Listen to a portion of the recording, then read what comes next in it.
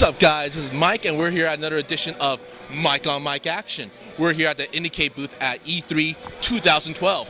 Let's go check it out. All right. Please return the treasures to the appropriate coat and lay them into pockets the way that they arrived.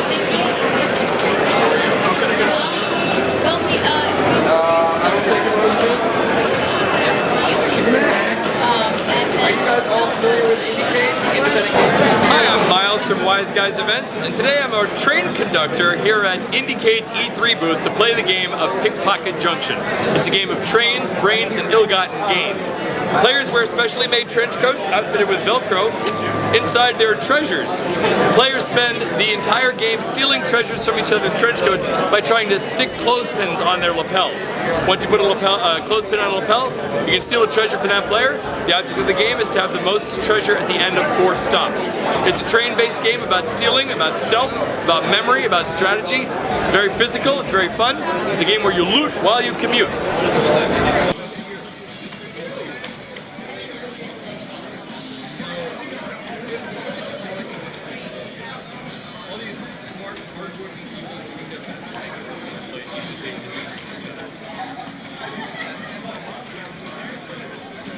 Hi everybody, my name is Samantha Vick and this is my game Songlines. I like to call Songlines a playable creation myth. So it's a game using the Kinect where you fly around and create a world through gesture. So it's based on an ancient Aboriginal Australian creation myth. Sort of all of the art we've got going on is sort of reminiscent of that in ancient cave paintings. We've got a really cool recombinant music system that's all loop based. So depending on the time of day and the terrain you have selected and the player's actions, the music is constantly changing and shifting as you play it. So this is the character that you were just playing as, just creating that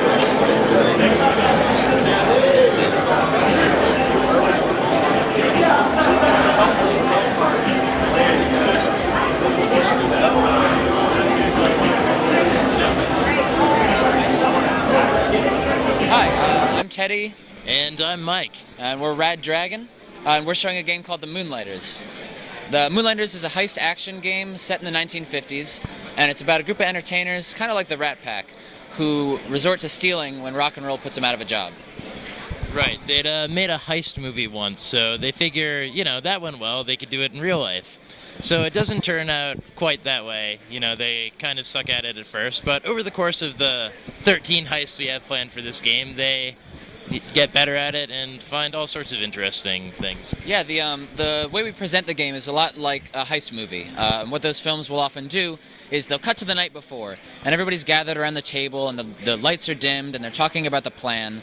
And as they start to review the plan, the film will intercut between the night before and the actual heist. So as they're explaining what they're going to do, you see what they're doing, and it helps to explain to you what's going on with a complicated plan.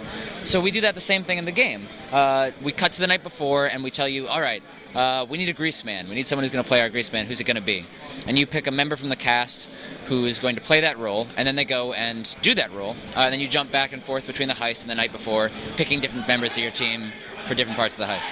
Right, and during the action parts, it's action gameplay. You run around, you sneak by guards, you cause distractions, you drink and gamble, whatever is required to do all the little parts that add up together into a big heist. Yeah. And I guess finally, each character has 2 abilities when you play as them. So one of those abilities comes from the character's skill as a performer, because these are all entertainers. So there's an actor who has an acting ability, or a singer, or a stand-up comedian. And the other ability that they get is based on the role that you give them. So in that example I was giving before about a grease man, let's say I pick the stage magician to be our grease man.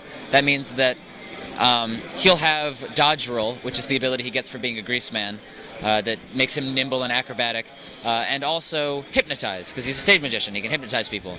So you can recombine the moves in the way that you kind of feel like playing, and that's how the gameplay works second to second.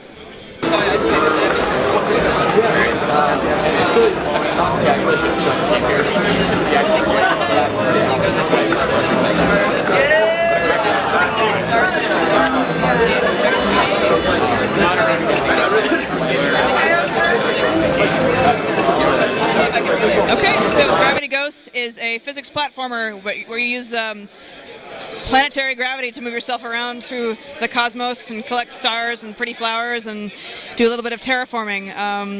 It was developed by mostly me. I have hired a programmer recently to help out with some stuff, but mostly me and a music guy. I've been working on this for a little over a year. Been making independent games for 7 years now, so this is old hat. This is a game I made like 3 years ago. They're still using my face on the poster. I don't know why. But Gravity Ghost, we're hoping to have it for PC and Mac for sure, and then we'll see what else comes out of it, building it in Unity. And I'm trying to go for like a handcrafted sort of art style. I really like, collage and things like that, and I've never seen a game that used that kind of aesthetic, so that's why we do these things. We're indie, we can do that, so that's the whole plan.